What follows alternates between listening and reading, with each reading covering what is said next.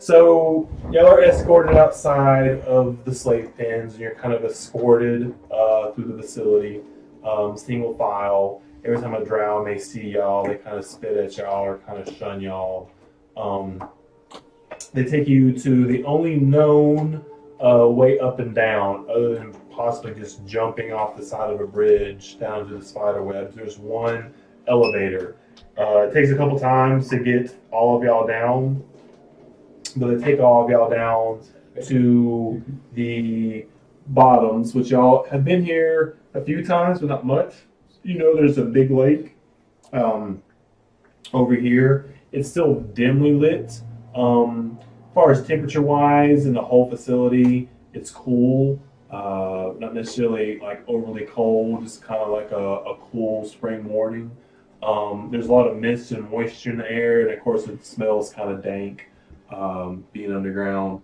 So they have y'all all gathered up. Now, the spore connection is still amongst all y'all. I guess Dakota's character, if he was here, he would be amongst the. So even if He the jaw actually just makes broken jaw noises. Okay. In his head. Okay. He'll figure it out eventually. But All right. he's got the brain fever. Yeah. Exactly. He All right. ate some bad fungus. So on your way down, y'all talk amongst one another. You know, Ront is still heavily angry at the little golden crown boy. Lupito is just shouting in his mind, like, "Oh, wonder what violence is going to happen today." Jim Jar, you can every once in a while, occasionally think about, I wonder if I could bet about this or bet about that. Sushar, of course, stays unto himself. Stool is just like a little 2-year-old kid. Every once in a while, you'll hear like, "Oh, look at that fungi," or "Look at this fungi. That could be my cousin." Topsy and Turvy is almost just silence. Every once in a while, you may hear like something, but it's almost like not even really intelligible what they're saying. So they take y'all down the lift, and they kind of there's about 13 guards down here, and close to about 6 or 7 Quagoth. Says a lot, so don't touch Yes. anything. So they form kind of like a circle, and you see Ilvara down there. You also see Asha, which is her maybe what you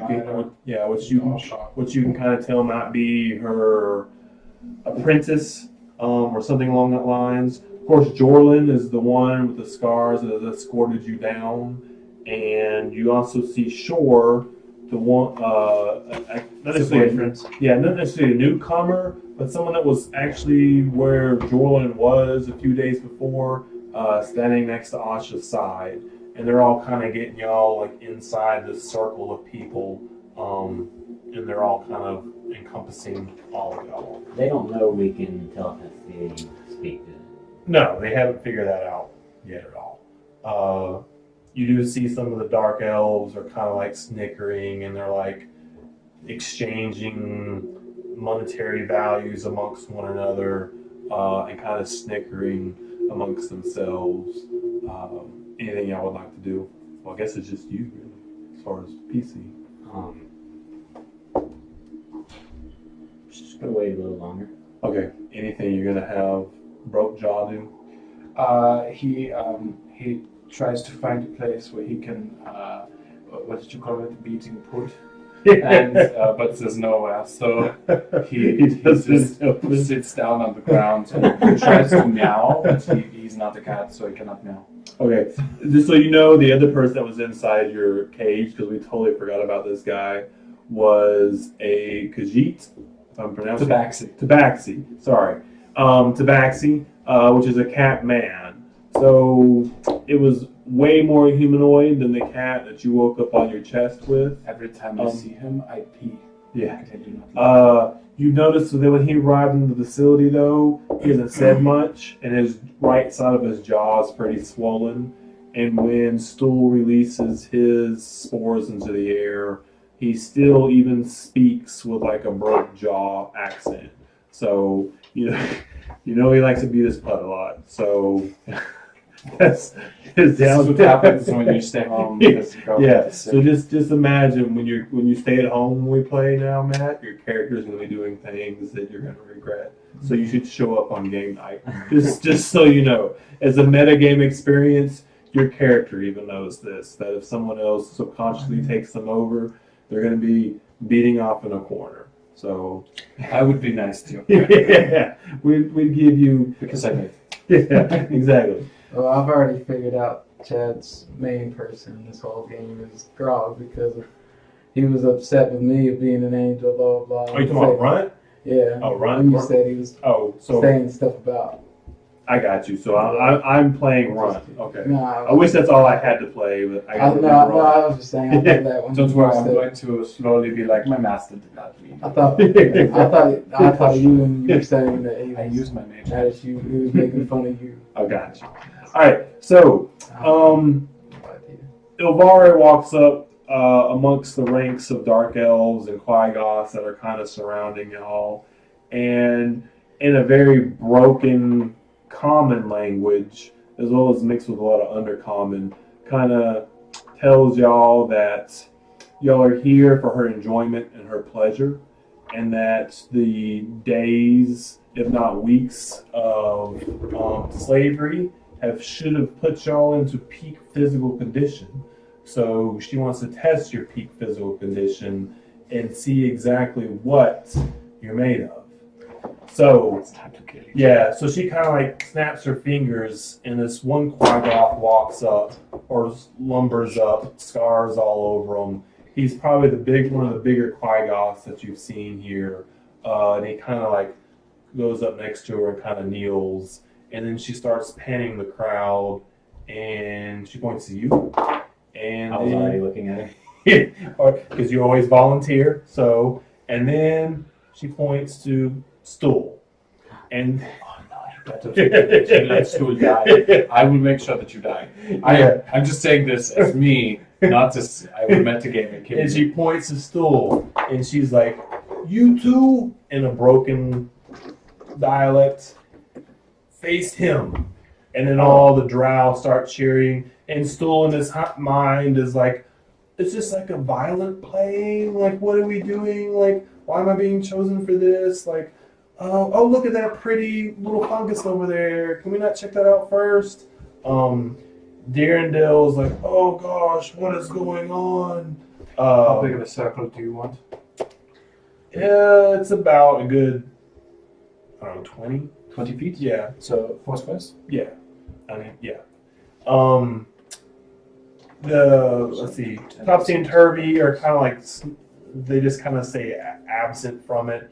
Jim Jar immediately starts telekinetically talking to Ron about who are we going to bet on? Let's bet on the Quagoth because Stool's going to lead to Fort's death.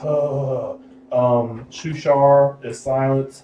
Eldith says, she wishes y'all the best of luck. She really hopes that y'all survive this. Stool doesn't deserve this fate. Do I still have that leather armor? No, they took it. I took it. Okay. All right. Before we start, this is risky, but he totally would do that. So, Just do it. if I win, do I get to be your pleasure? He says in her mind. She kind of laughs. She's like, "If you win, we'll discuss matters, slavery matters." And then she walks off like amongst the circle, outside the circle. The circle kind of reforms around. There's a little bit like a rock over here, so they kind of walk up on it. So her, Asha, and Shore is standing. You do see that Jorlin, the Scar guy, is not included into their group. He's amongst the group of people. How far are they away from us? Well, this is another time Oh, and this- place. okay, Yeah. yeah. You don't know. You're playing with the kitty. Yeah. It's Yeah. another You room. got Alright, the good, I don't gotta think anyway. Yeah. No, you can just sit here. I Yeah. keep rolling 20s with this die. So I told her telepathically, by the way. Well, she didn't have the She spores. doesn't have the sport. She can't hear it. Yeah, she didn't breathe in. So she didn't stools. understand me. Well, she understands common. She talks. She knows broken. She knows enough common to know cannot be your Okay. lover boy. Can I be your yeah, bitch boy? Yeah, she knows enough common to be able. Because as a slaver, I would probably think that she has to sell to non-drow species, so she needs to be fluent in Okay. whatever language that she might need to know. That's right, too. She's probably her, and I guess you Jorlin, which y'all have dealt with, and Shu, or Shore. He dealt with a little bit since he kind of showed up on the scene. They're the only ones that have spoken kind of a broken common to y'all. The rest of the drow are kind of just straight underdark. Nothing you can understand. Initiative? Alright, so like the Quaggoth kind of lumbers up. He's not really necessarily more big than any of the Quaggoth, other than he looks just older and more grisly.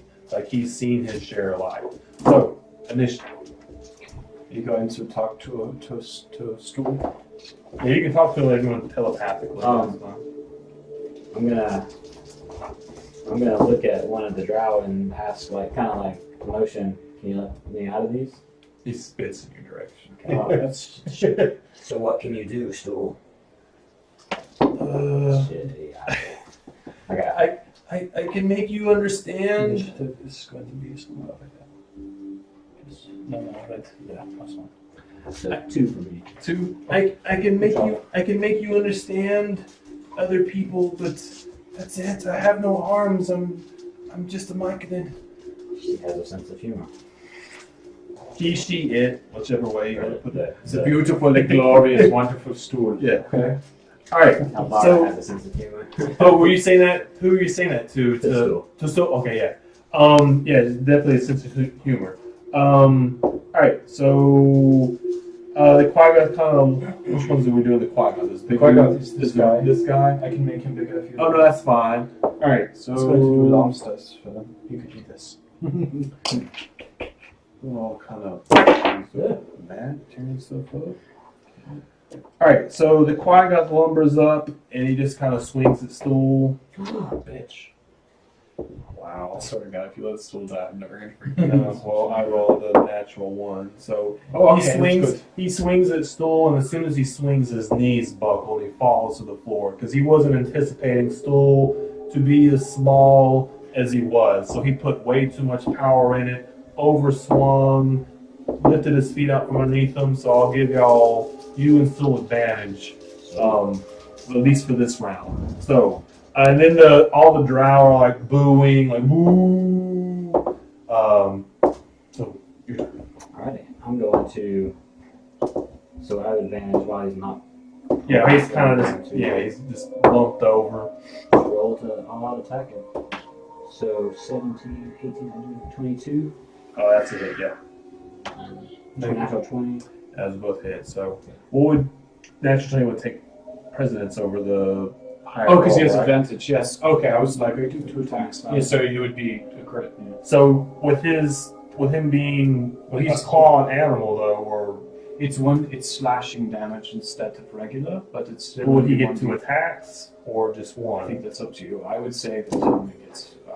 Well, I mean, he can have 2 because he does have 2 claws. I'm just gonna talk regular. But I'll give you 2, but I mean I I'll think give it's you mostly just one as long as you're manacled. If you get unmanacled, I'll give you 2. but you get to roll the d4 twice. Yeah. And that's the thing that I wrote. Okay. So 5, then I add an extra roll 2. Is it the d6? That's a d4. Oh, I like that roll though. It's a really good Sorry. roll. Okay. So 3 plus 3, so 6, and I'll do it again. Well, no. So just roll it one more time and then add 3 total. So 4 plus 3, 7. 7. Okay. All right, 7. All right, so you kind of just take this overhand attack to him and just rake his face. The big gash marks across his face. You opened up old scars. He looks like he's in some pain. Stool just kind of waddles around behind you. There's not much you can do. And one of the drows, he comes up behind you, kind of kicks him forward a little bit because he was trying to run. So the Quaggoth kind of gets back up, kind of like gets the blood out of his eyes and face, and he swings towards you. Let's see. I'm going to have so much fun in school if you can keep him alive because I'm a druid and he isn't that. So, like I said. Did you make these characters or were they in the book? They were in the book, yeah.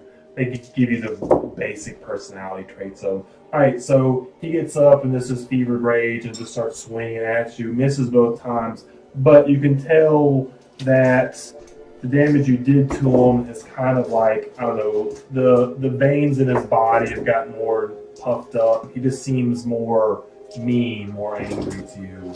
But he missed both times. So that's your turn. Is he bloody? Yeah, his face is pretty bloody. You put a pretty good gash in him. He does look like there's more rage in him than there was before the fight first started. That means below half health or not? No, so what you can activate your blood right.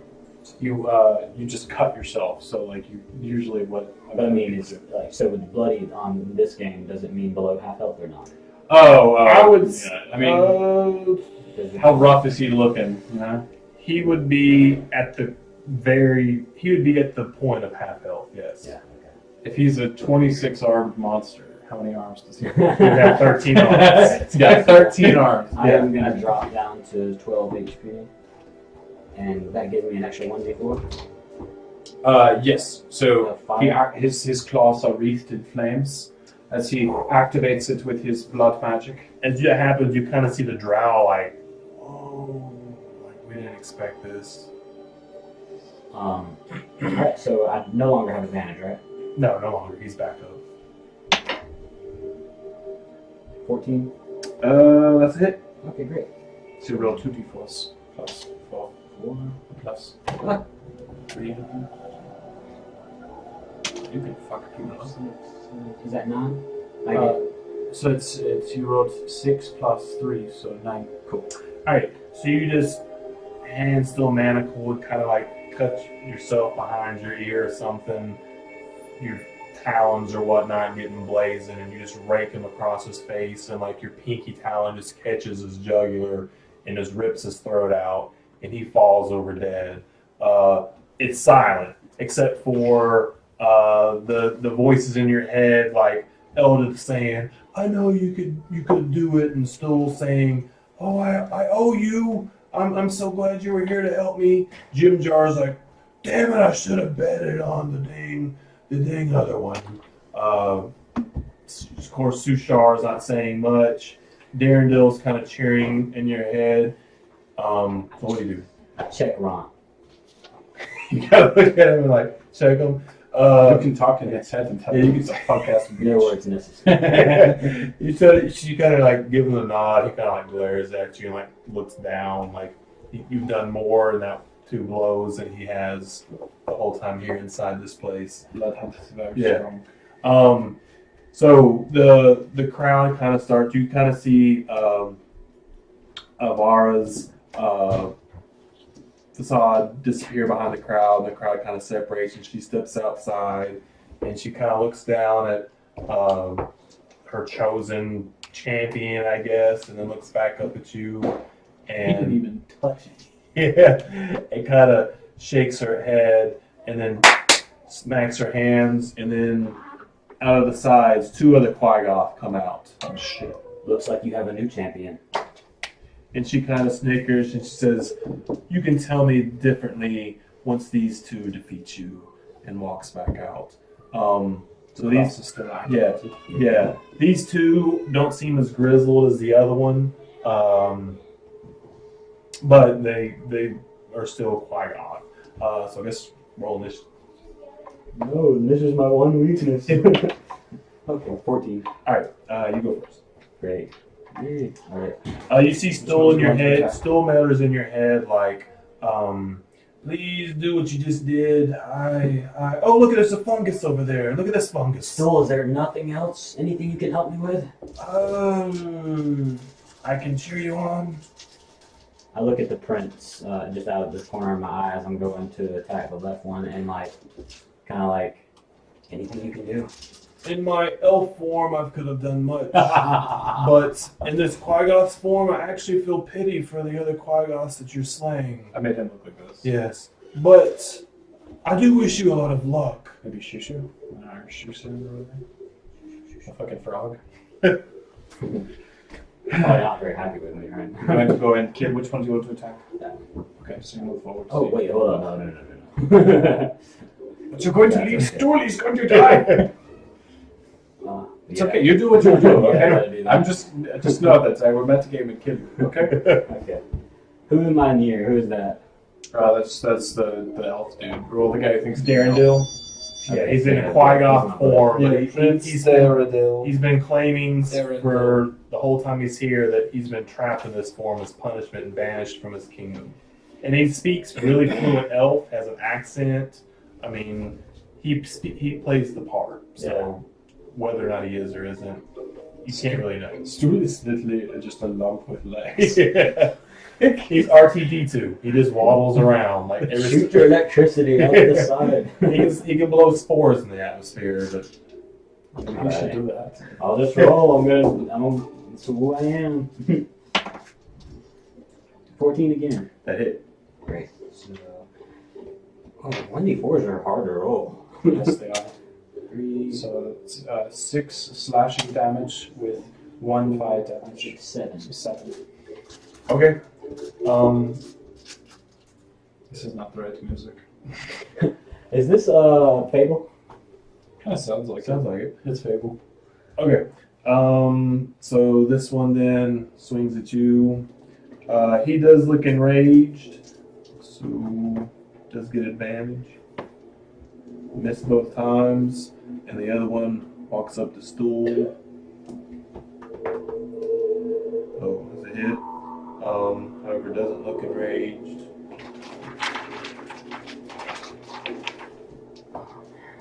Oh. Alright, so he hits stool, and there's like a little bit of green stuff trickling off stool, and in your mind you hear, oh shit! So, How are you feeling? not good! Please, not good! I'm seeing all my stool lives, all my fungus lives, flash before my eyes. Alright. My turn? Yes.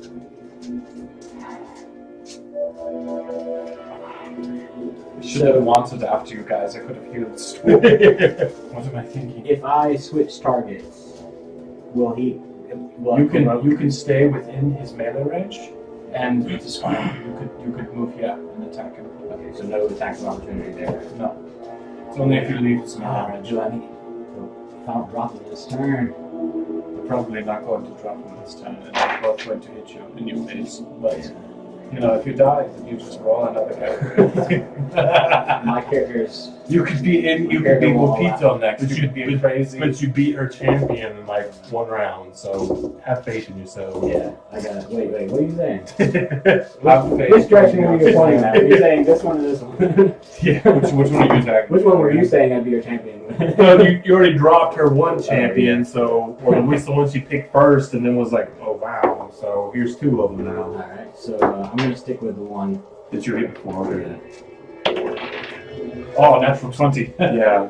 So basically, we'll just put it this way: you swing across and just tear into his stomach, intestines fall out, and he falls over in a clump of heat. I roar with arrogant triumph. Yes.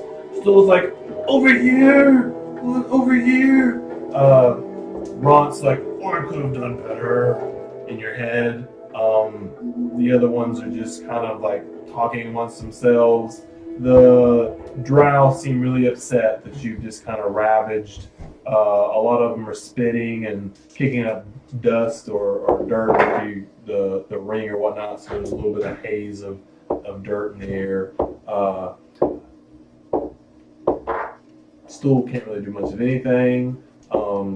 So the other guy swings a stool and misses, so it's your go here. Do you feel the power of the He cards? can't speak common, right? The Quaggoth, at least as far as you know. 19, so... 5.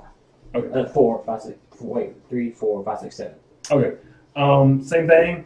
As soon as you come across, you hit him pretty good. He was his muscles seem not as tense before, but as soon as you hit him, his muscles tense up, and he does seem a little bit bigger than he was a second ago. He kind of then turns his attention towards you. I got something that he couldn't understand. Yeah, and rolled a 1. So he turns attention towards you and stumbles over his own feet. Just kidding. Falls down to the ground. So that was his turn. So I'll give y'all advantage on this turn. Does he have any weapons? No, he's just fighting with his bare fist claws. Advantage means I only roll the d20 twice, right? Yeah. Oh, It's a good. good thing you have advantage because you rolled a 1. And that's a 7, 7. 8, 9, 10, 12. No, that missed. Okay. Okay. So still kind of trying to get like out of the ring because he got hit and the drow are kicking him back in. This guy, I'll say since he probably went prone, that's probably what, a whole action or just a movement No, it's just action? it's half your movement. Okay. Get up. All right, so he gets back up, and then as he's getting back up, kind of swings at you. Oh, wow, 1 again. So he swings at you and then stumbles back down. So he did not gain his balance before he started to swing. So It's the the flames coming off of your claws distracting him. Yeah. So advantage again. That's a hit. 16. Yeah, it's it. It's even higher. I can't add tonight. 18. Yes. 1, 2, 3, 4, 5, 6. Okay. That was. All right. So you hit him, and as he's trying to like regain his composure, you kind of just like hit him over the head with your fist, and he knocks him back down, and he goes limp. So the drow are completely silent now. The other people that are amongst the slaves are kind of like cheering you on a little bit, like, "Why didn't you do this before?" Stool's just totally like. He waddles up and he starts like nuzzling your knees, like purring if a fungi could purr. He looks like he's trying to shoot spores out, but it's just blank duds right now, so he can't really. He do it. already blew his load Yeah, all over he your already faces. he already blew his spore load all over. So then the ranks kind of empty back out. You see Alvara walking down. She kind of turns back to shore, starts talking. Can't really understand. Asha kind of starts walking away, and Alvara like starts just staring at you. Should fight Runt. What did you say? Go kill Runt. Be like, I want to fight him. I'll kneel. And she kind of looks at you and grins, and then says something and like clicks her fingers. One of the drow will walk up and then grab you by the collar on the back of your neck, and you feel like a clink. So you're kind of like chained to the end of the chain. Put the fire out. Okay. Put the fire out. She kind of like starts doing hand motions and talking to the monks, so the crowd starts to disperse, and they start putting crossbow bolts back on the rest of the slave group. Jorlin walks up to. Actually, the one that imprisoned you was Jorlin.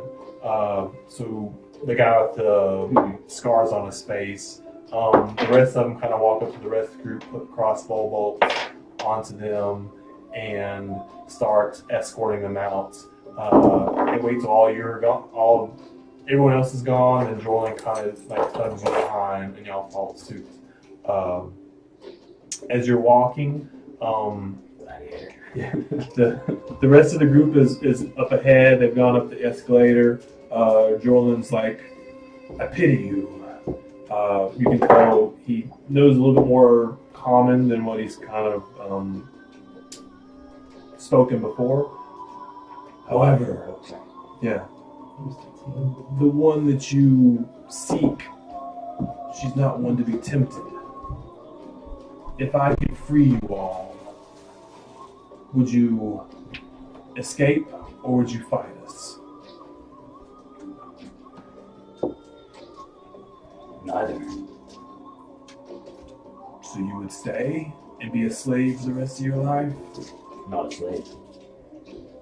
she seeks to sell you off, you're nothing more than property to her, as I was at one point.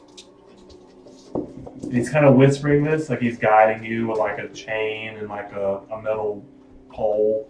No one else is around, though. My character's got to be smarter than that right now. Okay, let's see. Break focus. What do you have in mind? I don't care if you live or you die. All I care about is embarrassment. But if you seek to harm me or anyone else here, then your lives will be as a slave and eventually probably slaughtered or sold, like the sheep you are. But I could create a way for you to get out. I'm listening.